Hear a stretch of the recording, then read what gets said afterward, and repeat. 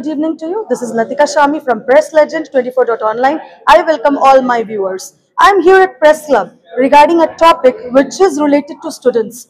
And when it comes to students, student is the key tool of this country. But the topic is all about OBC Arakshan. Or what is exactly the topic is all about? Let's talk to a concerned person from youth. Sir, we welcome you at our news channel.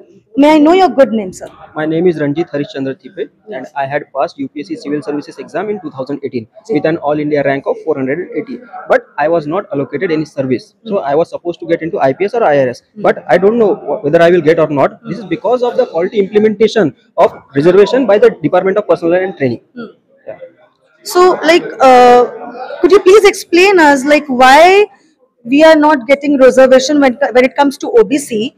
Why OBC students are not getting reservation when it comes to UPSC examinations? Yeah, see, if you go into chronology, this all started in 2015. From 2015, it has added to almost 985 students who have not been allocated any service and they have passed this exam claiming the benefits of the OBC reservation. So state government had given them the certificates, or SDM collector had given them the certificates, but DOPT says that because the income of the parents of these students is going beyond the 8 lakh limit, so this comes under criminal, so we cannot give them the benefits of non-criminal. But earlier there was no precedence like that. Before 2015, and from 1993 to 2015, after the implementation of the Mandal Commission, so all of us were getting the reservation because the GR was issued in September 1993. The GR said that all those whose parents are working in group B, C and D are entitled to get reservation irrespective of the income. Your income might be 1 crore, but if your parents are working in group B, C or D, you are entitled to get the reservation. Now my parents are teacher. They are group C teachers, so I was supposed to get the reservation, but DOPT said that where it is written that your parents are working in group C. So I approached state government. I told them that this problem has arisen because of the you have not made an equivalence status that parents are working in group C. So they had issued an GR with related to teachers. So I took that GR and went to the DOPT. I mailed them also, but even after that they have not taken any action on that GR. And similarly, these cases has happened all over India. So if you go into Coal India Limited, their wards are not getting a reservation. If you go to MSEB, if you go to State Transport Department, if you go to Mahanagarpalika, even municipal corporation, if you go to Zilla Parishad, their wards are not getting reservation. Then who is getting reservation? Almost 27% of the seats are supposed to be filled by OBCs, but if you see the list, only 10% of the seats are being filled by OBC. So there is backlog of 17% every year, and this backlog is being created deliberately by DOPT because there is high level of casteism going on in the ministries. Right. So, what is exactly you wanted that the Prime Minister of India or the President of India or whoever is going to look after the OBC Arakshan, you can say, reservation point, what is your demand with the Government of India? The issue is so smaller that the Prime Minister might not be aware of it also. He need not to look into it. This issue can be well taken care of by Honorable NCBC Chairperson Hansraj Ahir sir. See, what happened was, after students won this case in CAT and High Court, DOPT challenged the order of the High Court because High Court and CAT had ordered that these students belong to OBC non-criminal and they should be given some service. So DOPT went against that and they said that no, we cannot go. So the case is pending in Supreme Court since 2017 and not a single hearing has taken place. Not for a minute the case has been in front of the judge and since then the people are suffering. So my request is because NCBC is a constitutional body and Sri Hansraj Ahir is famous for his working style. So I believe that his moral and constitutional duty is to undo the justice being done to OBC. Yes. So I expect that he should at least write a letter to the DOPT that what is your stand now, because state government had issued in equivalence GR. So why are you not accepting it? So it is issue of federalism also, that the central government is not honoring the GR, the orders made by the state government. So it has become federal issue. But I believe that if Hansraj Ahir sir intervene in this matter, this issue will get solved in 10 days and all of us will be into service. And moreover, the people who are going to appear for the next year, they will also not face any troubles, because it has set a precedence that every year more than 150 students are getting trapped into this system. But as you says that might be Prime Minister of India doesn't know, might be he is not aware. Does forum doesn't think that this awareness should be done and one requisition or one letter has to be given to the Prime Minister of India regarding this matter? We had approached many member of parliaments. We had approached this other persons also, but they individually they cannot do. And I expect that constitutional body is the NCBC. No, it has the power. See, Sri Hansraj Ahir has all the powers of judge of a High Court or Supreme Court. So why don't he write a letter?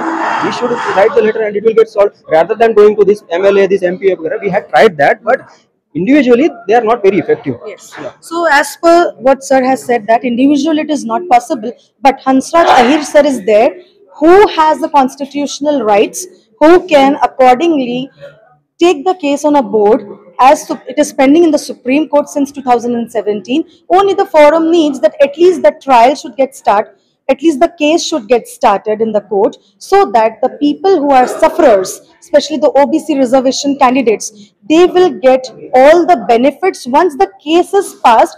Might be it is not accepted, might be they'll deny. The Honorable Supreme Court will decide. This is not our task to decide.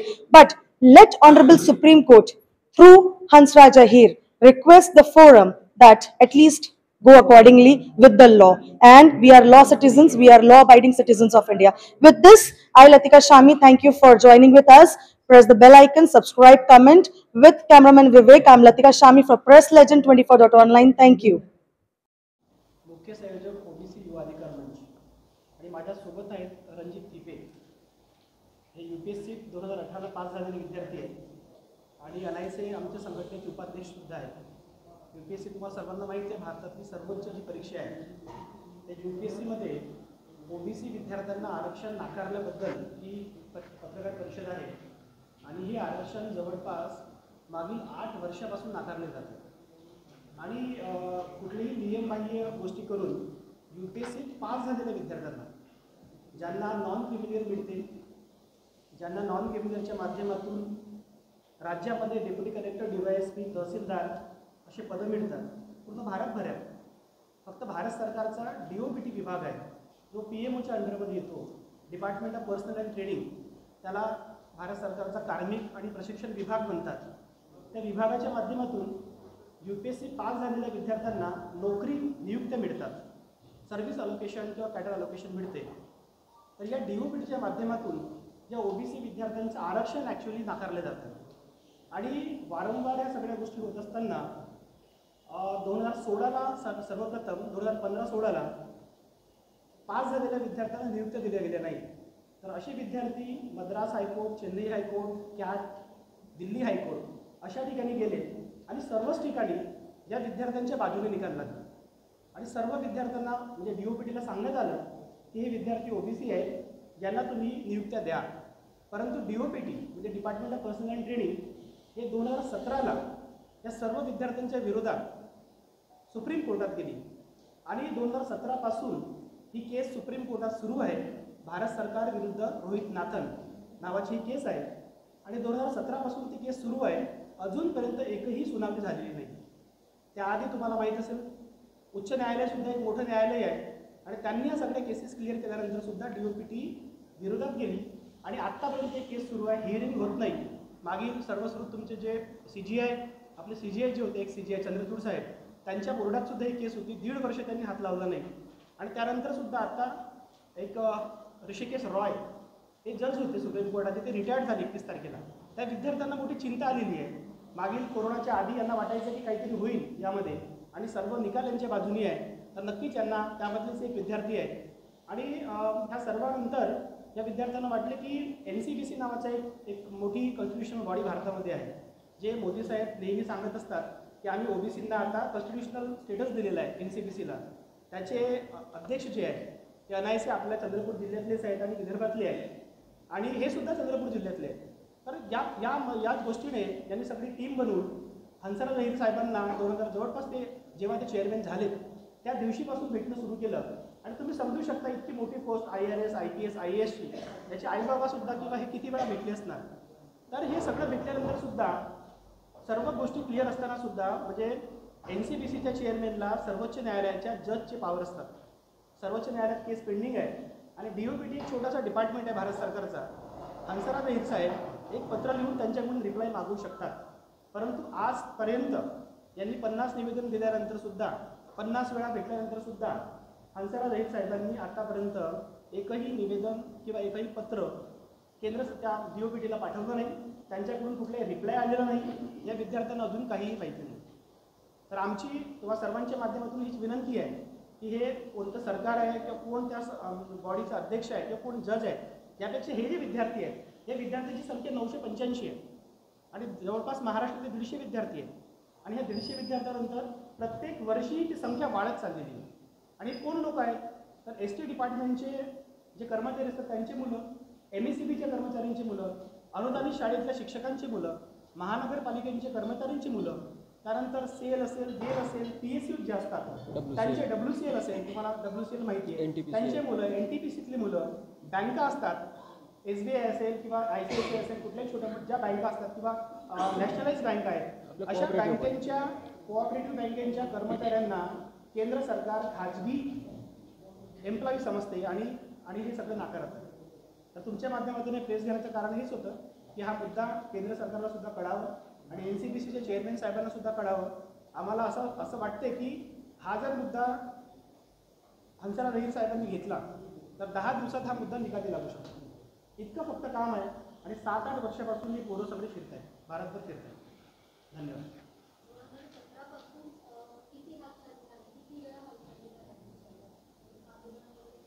2017 पासून सर्वात प्रथम तर हे सरकारी अधिकारी बनू इच्छित आहेत, त्यामुळे आंदोलनाकडे जाणार नाही आणि कोर्टाच्या माध्यमातून गेले. दिल्ली हायकोर्ट, मद्रास हायकोर्ट आणि केरळ हायकोर्ट या तिन्ही हायकोर्टमध्ये जिंकले, कॅटमध्ये जिंकले, चेन्नई आणि केरळच्या कॅटमध्ये जिंकले. जे बेंचेस असतात त्या बेंचेसमध्ये जिंकले आणि त्यानंतर DOPT म्हणजे भारत सरकारच्या पोरांच्या विरोधात गेलेले आहे. आणि ते एकतर DOPT त्या विरोधात गेलेली आहे की सुनवाई लवकर झाली पाहिजे, परंतु मागच्या 7 वर्षापासून आमचा प्रॉब्लेम तोच आहे की 7 वर्षापासून सुनवाईच झालेली नाही. ही केस लिस्ट होते, बोर्डावर कधीच येत नाही आणि त्यामुळे यांचे दिवस चाललेले आहेत. मग यामध्ये आता एक कॉन्स्टिट्युशनल बॉडी आहे NCBC, national commission for backward classes. He body काहीतरी इंटरव्ह्यू करू शकते. ही बॉडी PMOला पत्र लिहू शकते, PMOमध्ये इंटरव्ह्यू करू शकते, DOPTच्या अधिकाऱ्यांच्या मीटिंग्स घेऊ शकते, त्यांना सांगू शकते की केस लवकर निकाली लावा. विद्यार्थ्यांची अशी मागणी नाही की आमच्या फेवरने निकाल लावा जेणेकरून आम्हाला कळेल की आम्ही इन आहोत की आउट आहोत. इतकीच विनंती. हा 985च्या जवळपास विद्यार्थी भारतभर आहे. आपल्या महाराष्ट्रातील 150 विद्यार्थी आहेत त्यामध्ये.